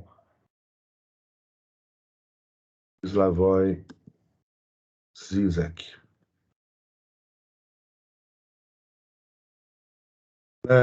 Cara, é traduzido no mundo inteiro. É um dos grandes hoje filósofos da humanidade. Ele é esloveno, nasceu na antiga Iugoslávia. E ele conta, então, no livro dele, ele conta experiências que ele viveu na Iugoslávia, na Tchecoslováquia, socialista também. E ele dizia o seguinte, falou, olha, naquela época, né, de um Estado socialista forte, né, na Iugoslávia menos, que era autogestionário, etc., então o Estado é menos forte. Mas na Tchecoslováquia, um Estado muito forte, assim como na Polônia, na Hungria, na Bulgária, né, na União Soviética, um Estado socialista muito forte. Ele falava, olha, uma curiosidade que existia naquela época é que as pessoas não tinham preocupação, por exemplo, com a preocupação comum que existe no mundo capitalista. Ah, eu tenho 4 filhos e não tenho dinheiro para pagar a escola dos meus filhos. Não, a escola é de qualidade, universal para todo mundo. Então, não passa pela cabeça do cara se preocupar com a escola, nem com a universidade. E sabe que a escola e a universidade está garantida, né, desde de 3 anos de idade até o cara se formar, está garantido pelo Estado. E é assim, inclusive, em estados pobres. É assim em Cuba hoje. Cuba tem a maior população com curso superior do mundo hoje. Se pegar, isso são dados da ONU. Né? Se pegar, por exemplo, o número, a Cuba tem o maior número de médicos por habitante do mundo, superior da Suécia, da Noruega, da Suíça. Cuba tem o maior número de enfermeiros, né, por grupo de habitantes do mundo, superior à Suíça, Suécia, Noruega, Finlândia, Dinamarca. E Cuba tem essa escola e a maior média, né, hoje considerado o melhor sistema educacional do mundo é o finlandês, depois o chinês. Surpreendente isso. Então, se você quer desenvolvimento econômico, você tem que ter desenvolvimento intelectual, né? Você tem que ter gente estudando, gente qualificada, né, para produzir, trabalhar, inventar, criar, né, e etc.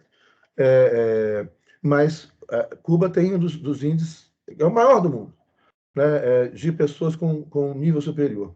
E mais de um curso superior, né? Às vezes 2 cursos superiores, 3 cursos superiores. Você pega um motorista de táxi, o cara é formado em direito, é formado em engenharia, é formado. Você tromba com um sujeito no meio da rua, assim, né, tomando uma cerveja, o cara é engenheiro nuclear. Essa é a realidade, assim. E a realidade que eu vivenciei, né, que eu já fui trabalhar lá várias vezes. Você vê, você tromba nas pessoas, é isso. Todo mundo tem curso superior.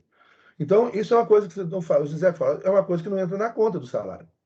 Isso não tem que preocupar em pagar educação e universidade. Você não tem que preocupar em pagar saúde, porque a saúde é de qualidade. E a universal é gratuita. Então, todo mundo tem saúde. Cuba é assim também. Todo mundo tem saúde, uma saúde extremamente muito boa, tanto que eles exportam médico para o mundo inteiro. Tem médico cubano trabalhando hoje na Inglaterra, né, no Reino Unido. Só o Brasil que põe os médicos cubanos para correr, porque aqui, né, há essa ficção ignorante, né, estúpida e preconceituosa de que, porque lá em Cuba, vai para Cuba, eu vou para Cuba na hora. Aliás, me dá uma passagem, eu vou amanhã para Cuba.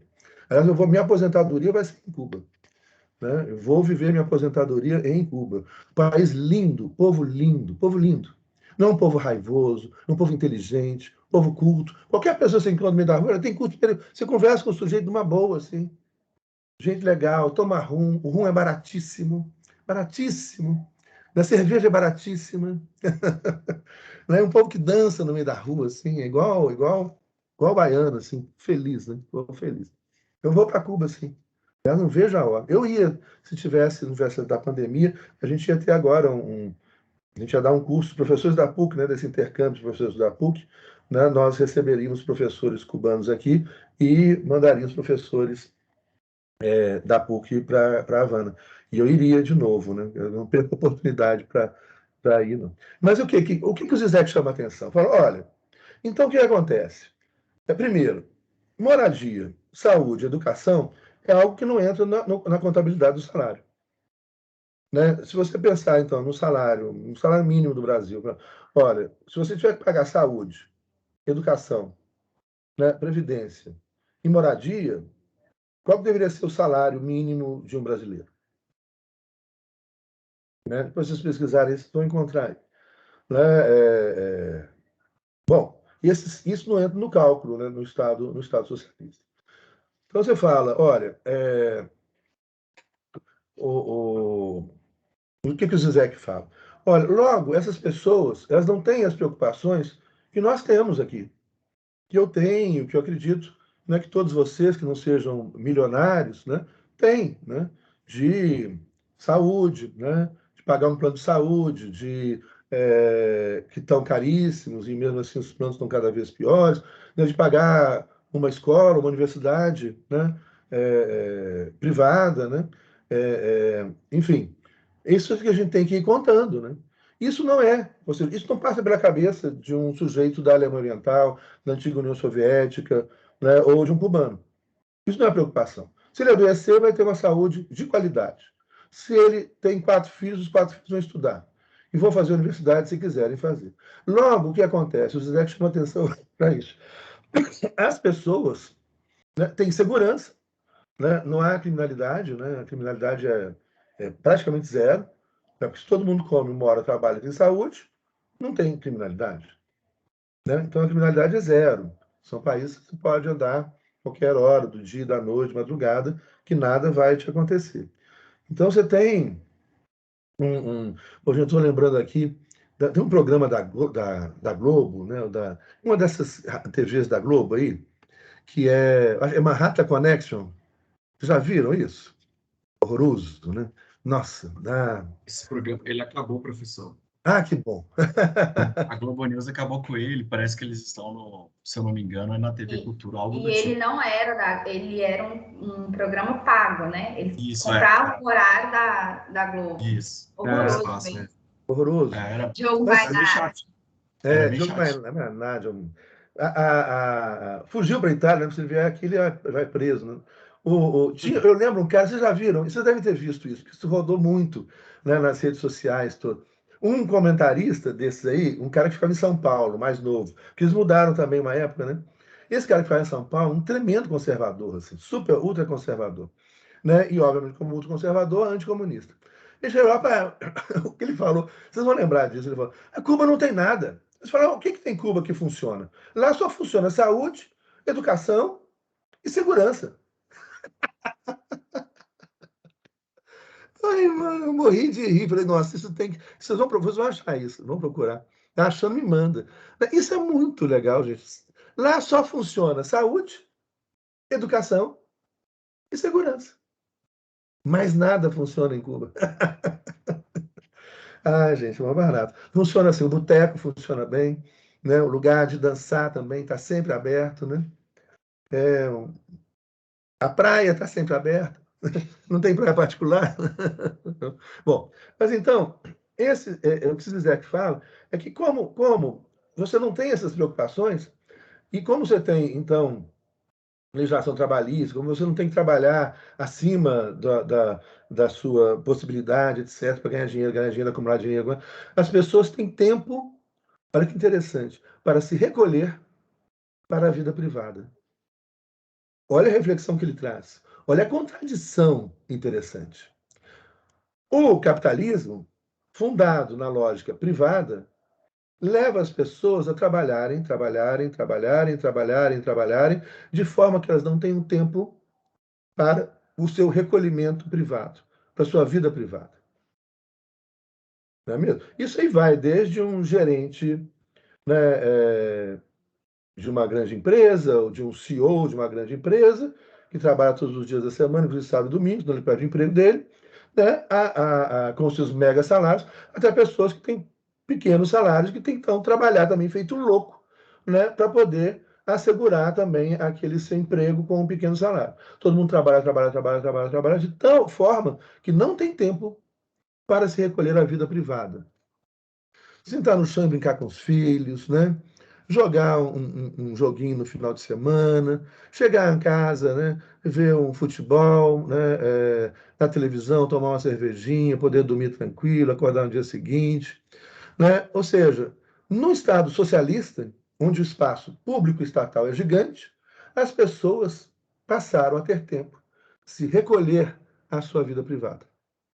E no capitalismo, onde o privado toma conta de tudo, as pessoas não têm tempo de se recolher à sua vida privada, de encontrar com os filhos, de encontrar com o marido, com a esposa, né, que estão trabalhando, os dois trabalhando feito um louco. Né? Você tem casa, eu li um caso de um casal, né, que tem Uber, eles se encontram na garagem. Né?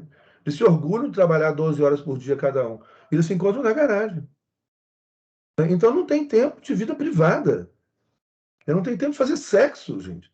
né? Não tem tempo de namorar, não tem tempo de conversar com os filhos, de fazer para casa com os filhos, não tem tempo, não tem cabeça, não tem paciência, não é? Olha que interessante. Olha, eu trouxe aqui para vocês agora mais uma contradição da modernidade. Ontem que nós falamos de espaço público, democrático, de espaço privado, autoritário, agora nós voltamos a isso. Onde há um espaço público grande ou um Estado forte, que garante saúde, educação, moradia, emprego, segurança de emprego, salário digno, é que você vai poder se recolher à sua vida privada. Interessante, Jabez. Essas coisas são muito interessantes. Bom, então no Estado socialista só há uma única forma de ganho: trabalho. É a sociedade do trabalho. Todo mundo é obrigado a trabalhar. Na Constituição da China, agora a China mudou a Constituição. Eu estou estudando ainda a atual Constituição chinesa, tenho orientando o meu de doutorado que está trabalhando a Constituição chinesa. Então, estou estudando com ele. Estou começando a conhecer a nova Constituição chinesa. E a gente só pode falar daquilo que a gente conhece. Então, eu não conheço a atual Constituição chinesa, não posso falar da China, mas estou estudando a China. Eu posso falar não do constitucionalismo chinês atualmente, porque eu não estou começando a estudar agora. Mas a Constituição anterior da China, que era a Constituição socialista, você tinha um dispositivo da Constituição que escrevia assim: só come quem trabalha. Quem não trabalha, não come. Então, a China era uma sociedade de pleno emprego. Você chegava, por exemplo, isso se relatava, né? Ainda hoje, né? É uma sociedade de quase pleno emprego. Mas é uma sociedade de pleno emprego, imagina que bilhão de pessoas. Mas aí o Estado tinha como emprego para todo mundo, mesmo se fosse emprego de mentira. Então, por exemplo, você tinha lá isso eu vivi na Bélgica. Você criava uma burocracia estatal, na Itália também, né, eu vi isso, para manter emprego para as pessoas. Tem que ter emprego para as pessoas. Então, por exemplo, onde podia trabalhar 10 pessoas bem, você põe 100 pessoas trabalhando. Você põe 100 pessoas para fazer o trabalho de 10. Mas as 100 pessoas têm que trabalhar. E aí elas só vão ganhar dinheiro se elas trabalharem. No Estado socialista, a sociedade do trabalho tem que trabalhar. A única maneira de ganhar dinheiro é trabalhando. Se não trabalha, e a Constituição chinesa dizia isso, se não trabalha, não come. Só come quem trabalha. Né? Então, é essa sociedade centrada no trabalho humano. Bom, qual a segunda diferença? A primeira diferença é econômica, né? A segunda diferença diz respeito aos direitos fundamentais. Aí a gente já comentou muito, fica mais fácil da gente explicar. Né? No Estado liberal, os direitos fundamentais são apenas os direitos individuais, né? Para homens, brancos, proprietários e ricos.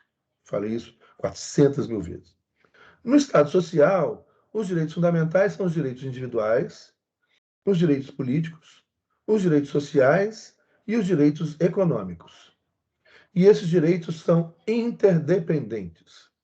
Então, no Estado social, a social-democracia, você tem uma ideia muito rica, né, muito interessante, que é hoje uma ideia que fundamenta, né, o direito internacional dos direitos humanos.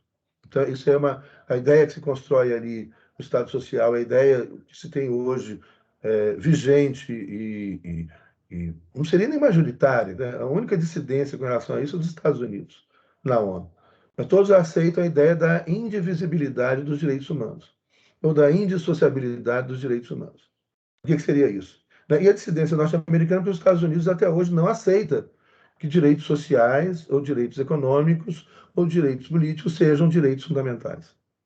Então, isso é a teoria constitucional norte-americana hoje. Né? Direitos sociais, saúde, educação, previdência, não são, para o direito norte-americano, direitos fundamentais. Não são. Nem o mais avançado teórico constitucionalista. Não são. Direitos fundamentais dos norte-americanos, com a fortíssima herança liberal que eles têm, né, são apenas os direitos individuais, que eles até hoje ainda consideram direitos naturais. Direito à vida, direito à liberdade, direito à intimidade, direito à propriedade privada, direito à privacidade. Direitos fundamentais são os direitos individuais nos Estados Unidos. No resto do mundo, a partir da década de 1970, a Assembleia Geral das Nações Unidas vai construir praticamente um consenso de todas as nações que vão dizer: esses direitos humanos são constituídos por direitos individuais, vida, liberdade e propriedade, direitos políticos, direito de votar, ser votado, democracia representativa, né? Direitos sociais, saúde, educação, previdência, moradia, direitos econômicos, emprego, justa remuneração. Né? Então, são 4 os grupos de direitos humanos na ordem internacional, presentes na Declaração Universal de Direitos Humanos de 1948, presentes no pacto, nos 2 pactos de 1966, nos pactos de direitos civis e políticos, né? Os direitos individuais e políticos, né, de 1966, e no Pacto de Direitos Sociais e Econômicos, de 1966. Lembrando que esses 2 pactos, né, esses 4 grupos de direitos, eles foram separados em 2 pactos no campo do direito internacional, em 1966, por causa da Guerra Fria, e do mundo dividido em 2 blocos, o bloco socialista e o bloco capitalista. Tanto no bloco capitalista ou socialista, você tinha democracias ao estilo de cada um e ditaduras patrocinadas por cada um. Tá? E grandes variações dentro desses 2 blocos, mas que marcavam a hegemonia soviética e a hegemonia norte-americana. E o capitalismo versus o socialismo, e especialmente o chamado socialismo real, ou realmente existente, né? No caso da União Soviética, então. E aí, então, os norte-americanos apoiaram o que eles acreditam e defendem, que são os direitos individuais só. Para eles, direitos humanos universais são os direitos individuais, de liberdade, propriedade, né? Liberdade e propriedade, né? São direitos para os norte-americanos, direitos da natureza. Isso da natureza humana, seria para a compreensão deles. Liberdade e propriedade, só. E democracia, dentro da perspectiva da democracia liberal. Então, isso vem nos pactos, no Pacto de Direitos Individuais e Políticos. Os direitos sociais e econômicos não puderam fazer parte desse pacto, porque os Estados Unidos não aceitam. Então, os direitos sociais e econômicos são, então, apoiados pela União Soviética. E vão falar, não, direitos fundamentais para nós é saúde, educação, previdência, emprego, moradia. São os direitos sociais e econômicos. Emprego e remuneração justa. Trabalho. Né? E então surgem os 2 pactos, separados. Em 1973, a Assembleia Geral das Nações Unidas vai perceber o óbvio. Qual é? Olha, tanto os Estados Unidos quanto a União Soviética estão errados. Por quê? Porque não há, se você pegar aqui, nos direitos individuais e políticos, passam a ser chamados direitos de liberdade. E os direitos sociais e econômicos passam a ser chamados direitos de dignidade. O que seria, então, né, como que os liberais defendem a liberdade e os socialistas defendem a dignidade.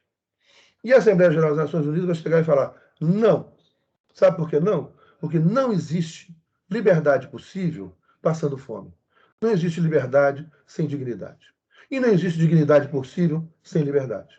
Portanto, esses direitos são indivisíveis. Eles estão misturados. Eles são indissociáveis.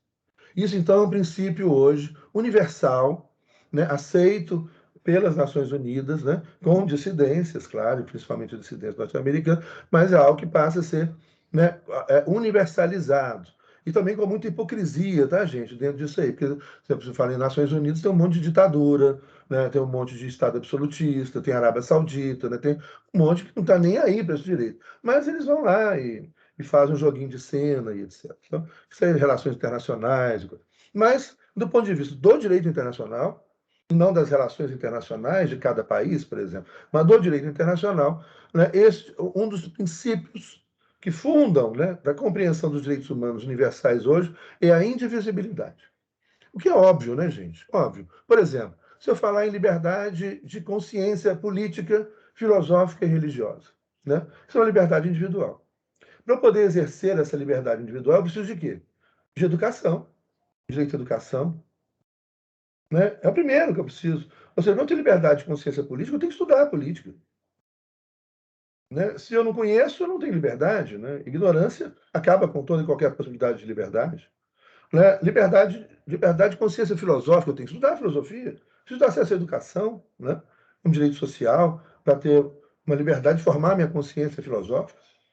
Eu preciso estudar a religião para poder formar a minha consciência religiosa. Não é mesmo? Se eu tenho liberdade de locomoção, né? Eu tenho direito de ir e vir, de sair do país, voltar ao país a hora que eu quiser. Tenho liberdade de locomoção dentro da cidade. Posso viajar para outras cidades, para outros estados, para outros países, voltar a hora que eu quiser para minha casa, sair aqui, andar, passear de carro. Liberdade de locomoção. Ótimo, ótimo. Direito individual. Mas o que a gente precisa para exercer liberdade de locomoção? Pelo menos um emprego com a remuneração justa para poder comprar uma passagem de ônibus, né, para viajar para outro lugar, para poder comprar uma bicicleta, que vai viajar de bicicleta, vai poder comprar uma motocicleta, um carro, uma passagem de avião. Né? Ah, todo brasileiro no Brasil é diferente de Cuba. Em Cuba eles não podem sair de Cuba. O brasileiro pode sair do Brasil a hora que ele quiser. Pode, claro, pode. Compra uma passagem de avião para Paris. Né? Vamos ver quantos brasileiros podem hoje comprar uma passagem de avião para Paris. Amanhã. Não precisa para amanhã, não. Passar as férias em Paris em janeiro. Combinado? A passar as férias em janeiro. Afinal, nós somos livres, não é mesmo? A gente pode sair e entrar do país a hora que a gente quiser. Hipocrisia. Pois é, hipocrisia, hipocrisia, hipocrisia. Hipocrisia. Quem é livre passando fome, gente? Quem é livre desempregado? Que liberdade o quê? Que liberdade. Mas isso a ONU vai chegar e falar, olha, não. União Soviética e Estados Unidos estão errados. Né? Você tem que ter tudo junto. Para que eu tenha liberdade de locomoção, liberdade de expressão, liberdade de reunião, liberdade de associação, né? Liberdade de iniciativa, uma liberdade liberal, para eu poder montar meu negócio. Eu quero montar uma padaria aqui na esquina. Adoro pão, adoro pizza. Ai, gente, uma pizza. Adoro pizza. Né? Vou montar uma pizzaria aqui, uma choperia. Tá só piorando. A água na boca tá só. Ainda bem que a aula está acabando, faltam 3 minutos. Então, o que eu preciso, gente? Você é livre para montar o seu negócio, não é? O Brasil é a terra da livre iniciativa. A gente pode montar o nosso negócio a hora que a gente quiser. Pode. Então vai lá, cadê o capital? Cadê o seu capital para montar a sua padaria? Cadê o seu capital para montar a sua. Qualquer negócio que você quiser montar? Vai pegar dinheiro emprestado do banco para montar a sua empresa. Vai ver o que vai acontecer com você. Que liberdade, gente. Acorda. Que liberdade. Não há liberdade sem dignidade. É isso que a ONU vai falar.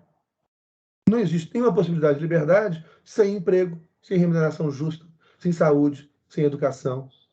Né? Não há, de outro lado também, não há saúde sem moradia, morando no meio da rua. Né? Que liberdade, né? Então não há liberdade sem dignidade, não há dignidade sem liberdade.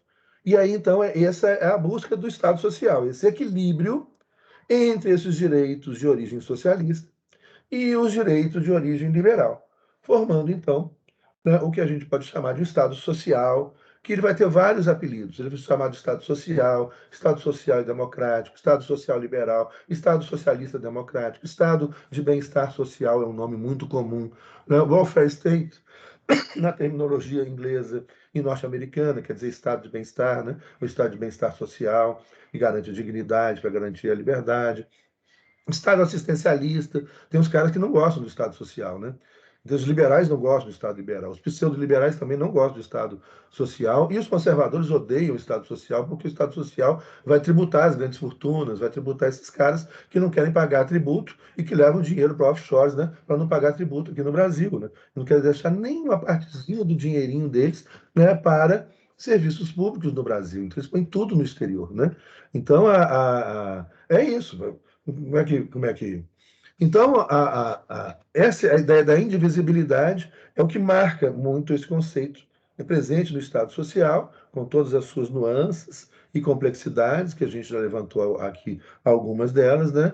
E que difere do Estado socialista, que é o modelo ortodoxo, onde a ênfase total é voltada para o social, para a segurança social. Né? E ou o Estado liberal, onde a ênfase total é voltada para a liberdade individual e o individualismo. E o Estado social busca esse equilíbrio. Bom, na próxima aula a gente vai fechar essa parte da matéria. Então, semana que vem a gente fecha isso, na quarta-feira, né? Terça é feriado, né? Na quarta-feira a gente fecha essa matéria, para na outra semana a gente começar a matéria nova. Mas vamos fechar isso falando justamente da crise de tudo isso. Ou seja, hoje a gente vive a crise de tudo isso, a crise do sistema mundo moderno. Então tudo entrou em crise. O socialismo, a social-democracia, o social-liberalismo, o liberalismo, o conservadorismo, ou seja, o mundo moderno acabou. Está acabando, vamos dizer assim, né? E aí, então, a próxima aula vai ser uma aula trágica, é aquela aula de fim de mundo, né?